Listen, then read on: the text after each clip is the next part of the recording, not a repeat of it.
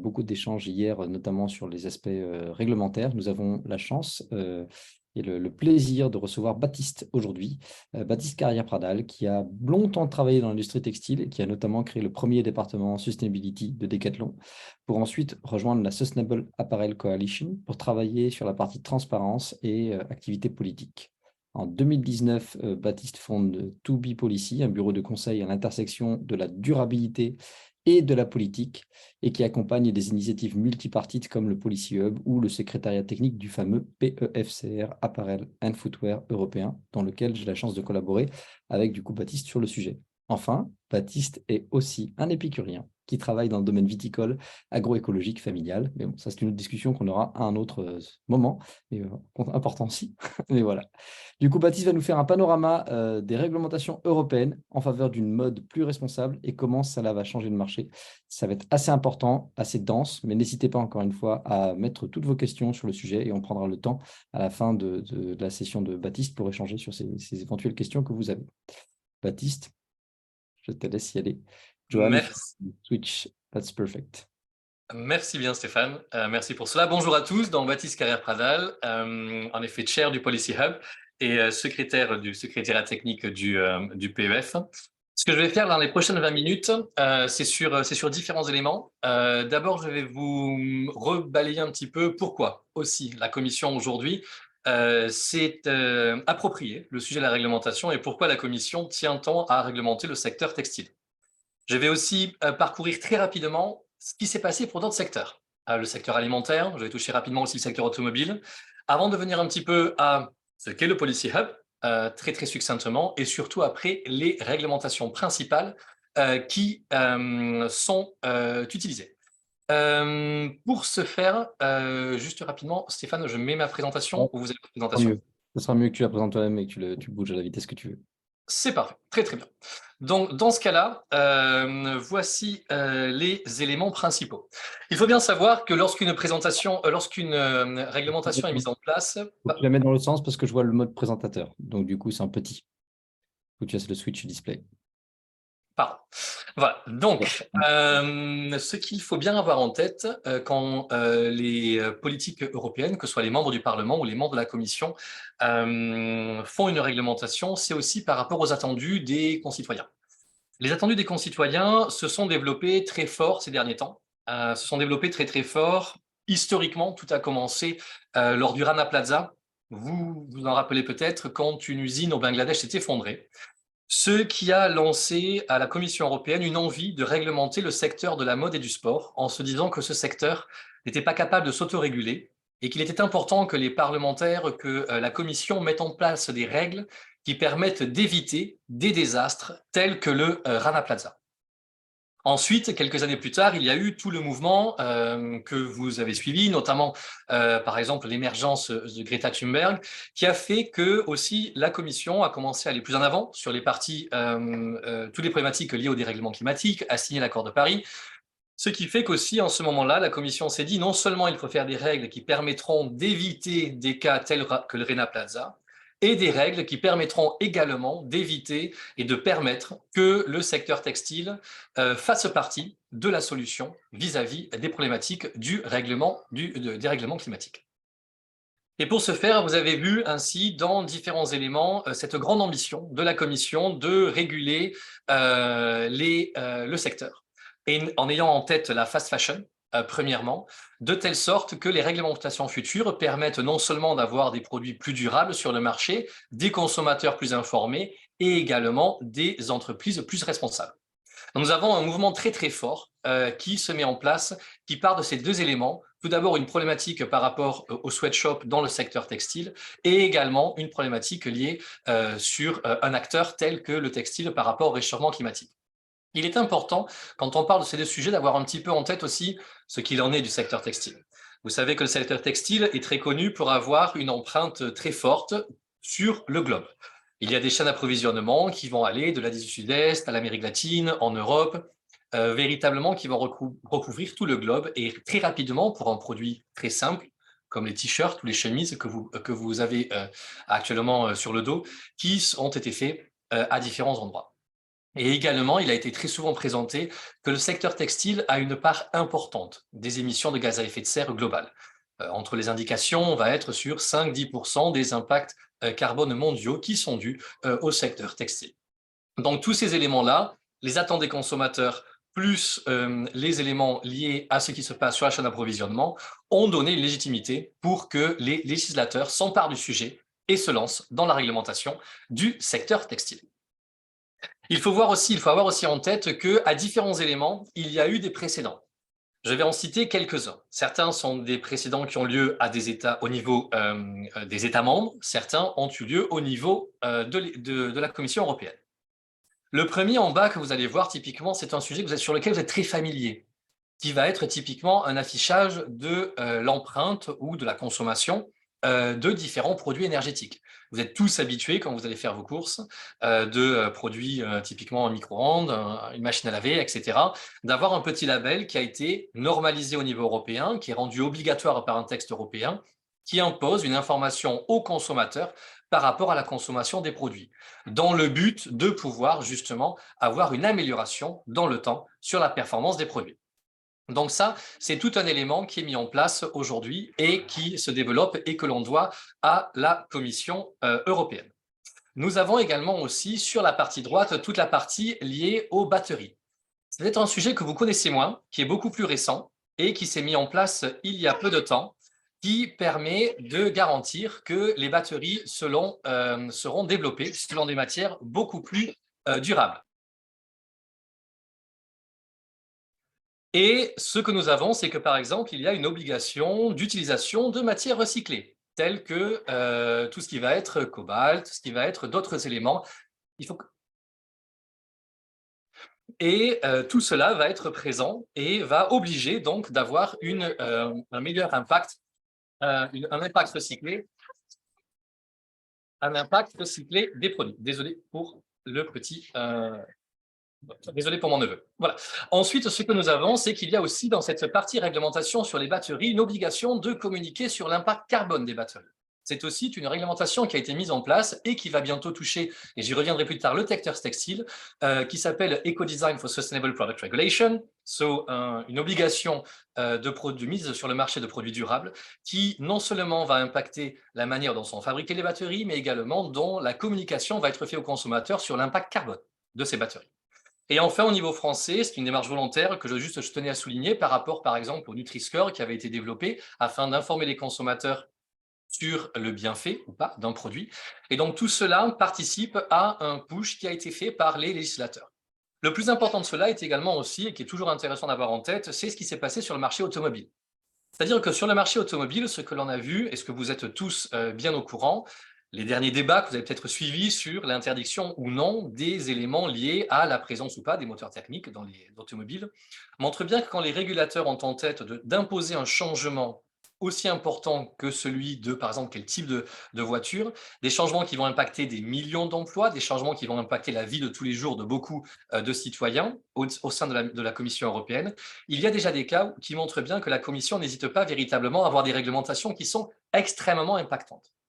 Et donc, aujourd'hui, quand on prend et quand on additionne non seulement, donc, comme je vous ai montré précédemment, les attendus des citoyens des citoyens et des consommateurs, quand on ajoute à ça les exemples, justement, qui ont donné à la Commission un terrain d'essai, d'une certaine manière, et qui leur montrent qu'ils sont capables de changer un secteur, tout cela donne que lorsque la Commission, comme elle a conclu dernièrement, le secteur textile est maintenant le dernier secteur le plus polluant qui n'est pas réglementé, une volonté très forte et une légitimité très forte à vouloir réglementer ce secteur. Donc je tenais à vous faire ce panorama rapide pour bien comprendre un petit peu les attendus, ce qui va être fait et pourquoi cela est fait, qu'est-ce qui légitime l'action de la Commission européenne. Et c'est dans tout ce contexte aussi que tous les acteurs du secteur textile ont décidé de se mettre ensemble afin de pouvoir discuter avec les législateurs, afin de pouvoir les informer sur ce qui a été fait au niveau sectoriel, afin de garantir que les futures réglementations seront des réglementations qui auront un impact très fort. Et c'est dans ce cadre-là que le Policy Hub, donc, que je dirige avec mon équipe, a pour but de rassembler plus de 700 acteurs du secteur, que ce soit des marques, que ce soit des distributeurs, des fournisseurs ou des ONG, afin justement de pouvoir faire des propositions pratiques, mais en même temps exigeantes, pour garantir que les futures réglementations seront celles qui permettront véritablement au secteur d'avancer plus loin. Donc, après avoir brossé un panorama général, j'aimerais aller maintenant sur les réglementations qui vont être mises en place. Dans un premier temps, je vais vous présenter rapidement ces réglementations clés et ensuite, j'irai sur un agenda rapidement, non pas pour aller dans le détail véritablement législatif, mais que vous ayez une idée un petit peu de à partir de quand ces éléments-là vont être mis en place. Beaucoup d'entre vous vont débuter ou ont débuté leur carrière et donc vous verrez que pour vous, véritablement, cela va avoir un impact sur ce que vous ferez dans le cadre de tous les jours pour le secteur de la mode et du textile. Le premier élément que vous voyez sur la présentation va concerner justement la manière dont les produits sont réalisés. En France, il y a déjà une obligation sur le devoir de vigilance, mais l'ambition de la Commission européenne est véritablement de garantir que tous ces éléments-là vont être mis dans tous les États membres de la Commission européenne. Et la Commission va définir une exigence minimum pour ce qui concerne le devoir de vigilance. C'est une législation qui est actuellement débattue, qui va bientôt normalement être votée par le Parlement européen, mais qui exigera par exemple que si vous êtes une marque, vous devez bien connaître votre chaîne d'approvisionnement, vous devez connaître les risques et les impacts de votre chaîne d'approvisionnement. Vous êtes tenu de mettre en place les process nécessaires afin de remédier aux risques que vous avez identifiés, de communiquer, etc. etc. Donc c'est véritablement un processus robuste qui est attendu de la part de chacun des acteurs afin de maîtriser les risques et sociaux et environnementaux. Il y a aussi également toute une réglementation qui va concerner la manière dont les produits sont designés. Bon, là, j'ai parlé comment les produits sont fabriqués, mais il y a aussi toute la partie design. Et ça va être, comme je parlais rapidement sur la partie batterie, ce qui va s'appeler le Eco-Design for Sustainable Product Regulation, le petit encadré en jaune. Que va dire cet encadré? Cet encadré a pour ambition, selon les mots de la Commission, de garantir qu'ils ne sont mis sur le marché que des produits durables, sustainable, comme la Commission va les appeler. Et typiquement, pour le secteur textile, on attend que la Commission mette en place un minimum d'exigences relatifs à la qualité des produits. Quelle va être leur résistance aux tests de peeling, quelle va être leur résistance aux tests de lavage, etc., etc. Pour garantir en effet que tous les produits mis sur le marché ont une minimum capacité à être durables. Ensuite, il va y avoir aussi très probablement des exigences en termes d'incorporation de matières recyclées, avec deux buts. Le premier but étant de réduire l'impact des produits en évitant l'utilisation de matières vierges, mais également aussi dans un but de commencer à créer en Europe une demande beaucoup plus forte pour les matières recyclées, ce qui définira un business model bien plus fort pour toute la partie recyclage. Cela pourrait faire l'objet d'une présentation en elle-même, mais aujourd'hui, donc, gardez en tête que donc, sur un produit, vous allez avoir une obligation de durabilité et très probablement une obligation d'incorporation de matières recyclées. Il y aura très probablement également des exigences en termes de la recyclabilité des produits. Un certain temps, par exemple, la Commission avait évoqué le fait de limiter le nombre de mix matières qui pourraient être présents au sein d'un tissu. On sait très bien que si vous mélangez de l'élastane avec du coton, avec les techniques actuelles, on ne sait pas très bien le recycler. Le futur peut-être le permettra, mais actuellement, c'est une problématique. Donc, il y a des réflexions à ces termes. Et juste après moi parlera ZDHC qui parle justement du contenu chimique. Et il y a également des conversations sur le contenu chimique des produits en vue d'éviter qu'il limite la recyclabilité des produits. Dans le cadre de l'Eco-Design for Sustainable Product Regulation, il y aura également éventuellement une obligation de communication, soit de durabilité, soit d'impact carbone, soit d'impact environnemental des produits. Tout cela sont des négociations qui ont lieu actuellement, afin également d'obliger une information pour le consommateur au niveau du marché unique européen. Ce qui va être réglementé est également la manière dont vous communiquez avec vos consommateurs. Beaucoup d'entre vous ont entendu parler de greenwashing, de la manière dont certains acteurs vantent des fois de manière injustifiée les mérites ou pas supposés environnementaux de leurs produits. Pour ce faire, la Commission avait deux outils, une manière sur Empowering Consumer et une autre sur Green Claims Directive, les deux qui définissent de quelle manière vous pouvez parler de l'impact carbone de votre produit, de la diminution, de la réduction de celui-ci, notamment par rapport à votre concurrence, et qui, selon les textes, les textes qui sont discutés actuellement, va vers une demande de substantiation très forte de l'impact carbone de vos produits, de la manière dont vous calculez les impacts de vos produits, et d'avoir une vue globale des impacts de vos produits, non pas limitée aux impacts type carbone et eau, mais d'avoir une vue beaucoup plus large. Cela peut avoir un impact radical sur la communication des produits et sur tout l'aspect marketing. À une époque, justement, où on a des acteurs qui sont très peu demandants, qui intègrent le marché, ce qu'on appelle la ultra fast fashion, notamment des startups chinoises sur ces marchés-là, beaucoup de questions se posent sur la manière dont les acteurs qui essayaient d'avoir une démarche meilleure peuvent la communiquer à leurs clients. Et ensuite, ce qui va être réglementé, c'est toute la partie, notamment la fin de vie des produits. En France, certains de ces éléments-là sont déjà implémentés. Typiquement, il y a Refashion en France, donc l'organisme qui s'occupe de collecter des contributions des entreprises qui mettent des produits sur le marché en vue de développer toute une filière de recyclage localement, qui ont été mis en place, qui va être étendu à tous les pays européens avec un tel système mis en place une ou plusieurs fois dans chacun des pays. Il y a également aujourd'hui une revue complète de la réglementation sur la manière dont les déchets peuvent transiter d'un pays à l'autre, justement en vue de comment garantir une économie circulaire. Il faut bien voir que toutes les réglementations avaient été définies au niveau, dans une vision très horizontale et plate d'un produit, de sa création au moment où il est déchargé, où maintenant il y a une vision beaucoup plus circulaire, où on veut pouvoir garantir qu'une fois qu'un déchet est produit, il peut être dans un autre pays, sachant qu'aujourd'hui, les réglementations sont très strictes et souvent très limitatrices, justement, dans la manière un produit, une fois jeté dans un pays, peut circuler dans un autre, etc., etc. Donc, tout ce qui arrive en fin de vie du produit va être également redéfini. Et pour finir, une fois qu'on a revu que dans tous les acteurs textiles, maintenant, ils vont devoir changer la manière dont ils produisent, la manière dont ils designent leurs produits, dans la manière dont ils communiquent avec leurs clients, dans la manière dont ils gèrent la fin de vie des produits. Au-dessus de tout ça, également arrive une loi qui va normer la manière dont les marques vont communiquer avec leurs actionnaires. Il va y avoir donc la EU Taxonomy qui a été mise en place. Il y a également la directive sur le reporting développement durable qui est mise en place, qui va notamment obliger à communiquer non seulement sur l'impact carbone, mais sur une normalisation de l'impact carbone, sous-entendu un impact carbone lié aux revenus, pour pouvoir identifier par unité de chiffre d'affaires créé quelles sont les marques qui sont les plus ou moins intenses en termes d'impact carbone, qui va demander aussi un calcul de l'impact anneau, etc., etc. Donc, il va aussi y avoir ici un gros travail de transparence vis-à-vis des acteurs sur tous les éléments liés à l'impact environnemental et également les procédures sociales mises en place.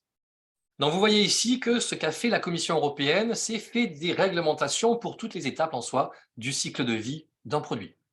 De sa création à sa fin de vie, à sa conception, toutes les étapes y passent. Nous avons une ambition très forte de réglementer. Quand vous parlez à la Commission européenne, ils n'hésitent pas à dire, bien entendu, nous voulons complètement terminer la fast fashion. Alors, je ne dirais pas jusqu'à dire tuer la fast fashion, mais les terminologies sont très, très propres, notamment dit par Ursula von der Leyen, la présidente de la Commission européenne, qui a eu des mots très, très forts contre la fast fashion, qui sont repris par toutes les personnes de la Commission européenne. Il y a une volonté très, très forte, justement, de garantir que les produits donnés aux consommateurs sont de meilleure qualité et que le consommateur est bien mieux informé relatif à l'impact de ces produits. Et tout cela doit pouvoir permettre au secteur de l'obliger à réduire fortement son impact et donc à contribuer à l'agenda de la Commission, à l'agenda de notre civilisation relatif à la diminution, par exemple, de l'empreinte carbone. Si je termine rapidement sur un petit panorama qui peut être relativement indigeste, mais qui va pour but de présenter un petit peu la timeline de toutes ces réglementations. Le but n'est pas de se plonger dans une de ces timelines en particulier. Le but est de faire 2 points. Le premier, c'est-à-dire qu'aujourd'hui, en 2023, en soi, nous sommes encore soit dans une phase de communication de travail de la Commission, de travail du Parlement, sauf pour un élément de reporting qui est déjà terminé, mais sous-entendu, très peu de ces textes sont finalisés. Nous savons un petit peu dans quelle direction ils vont, ils sont déjà communiqués. Comme je vous dis, il y a des travaux en cours, publics et transparents, mais nous ne savons pas exactement où ils vont conclure. Tout cela veut dire qu'à aujourd'hui, en soi, si vous mettiez un t-shirt sur le marché, il n'y avait virtuellement aucune réglementation sur la partie développement durable. Dans le cas français, il y avait bien un devoir de vigilance, mais qui était spécifique à la France. Il y a depuis janvier une obligation de transparence par rapport au lieu où le tissage, la teinture sont réalisés. Mais nous sommes bien au balbutiement d'une très grande aventure en soi législative, avec cette volonté complète de la Commission de transformer un secteur afin de le rendre plus durable. Et à la fin, comme vous pouvez voir sur la partie plus droite, à partir de 2027-2028, donc quand même on parle dans 3-4 ans, en soi, tout sera implémenté sur le terrain. Vous savez quelles sont les durées de vie des produits. Sous-entendu, vous savez à partir de combien de temps en avance, 1, 2 ans, on va commencer à réfléchir à un produit qui sera mis sur le marché dans plusieurs collections. Ce qui est montré ici comme la période de transition en gris, qui montre que tout cela, même si dans 5 ans, ce sera devenu un basique, nous aurons bien un travail d'anticipation qui devra être réalisé plusieurs années à l'avance. Donc, il va commencer, en soit qui a déjà commencé pour les acteurs principaux et qui va commencer bientôt pour tous les acteurs de l'industrie. Et ensuite, je terminerai par dire que, historiquement, une fois qu'un secteur est régulé, il n'y a jamais eu de cas où tout d'un coup, on s'est dit, on va enlever une réglementation parce qu'elle a très bien marché. On est arrivé où on voulait arriver, super, on était de A à B, B était l'objectif, non. Par défaut, une réglementation, en général, soit elle va rester en état, ce qui est très peu probable, soit surtout, elle va être plus exigeante au fur et à mesure. Si je continue ma comparaison avec l'industrie automobile, vous connaissez peut-être entendu parler, les normes Euro 1, Euro 2, Euro 3, etc., qui régulent le taux de carbone et NOx qui sont émis par les voitures. Nous sommes maintenant à Euro 6 ou Euro 7, et donc il est déjà prévu la fin complète et des exigences telles que aucun moteur à explosion sera autorisé. C'est le même futur que nous envisageons pour le secteur textile.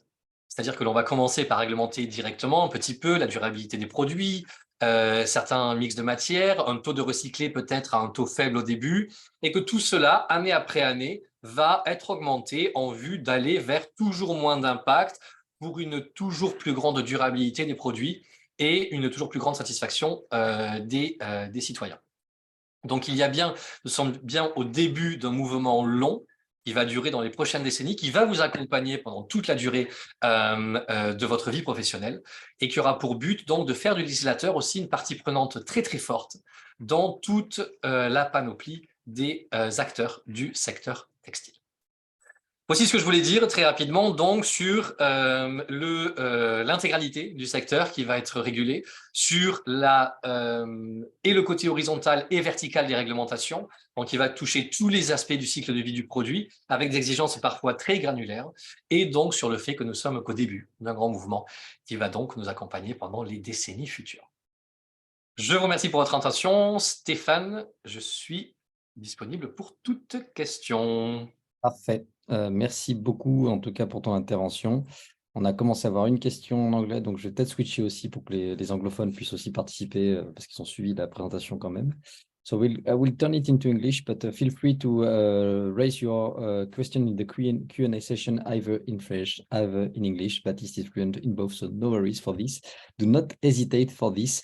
It is a very important and maybe quite a hard topic to capture. So we have time. We have more or less a little bit less than 10 minutes. So please raise your questions. And I have some questions for Baptiste, of course, but do not hesitate. First question coming from Miguel. Thanks to be here also, Miguel.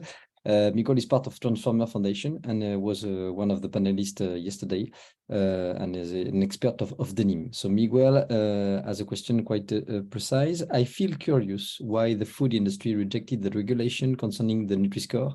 Is there any chance to discuss with policymakers the content of the regulation regarding product classification? To what level? Alors, I will not answer the second chance. Policymakers are always reachable if you want to discuss that with them. I'm happy to give a very quick, my personal views into why the food industry rejected the regulation concerning the Nutri-Score. Few things. For the French-speaking people in the call today, you're very lucky. There was an amazing article in Le Monde many years ago that was also unpacking that. That was titled an estimate of the food industry investing €1 billion, and the figure was definitely $1 billion, not $1 million, in order to prevent the Nutri-Score, the European version of the Nutri-Score many years ago.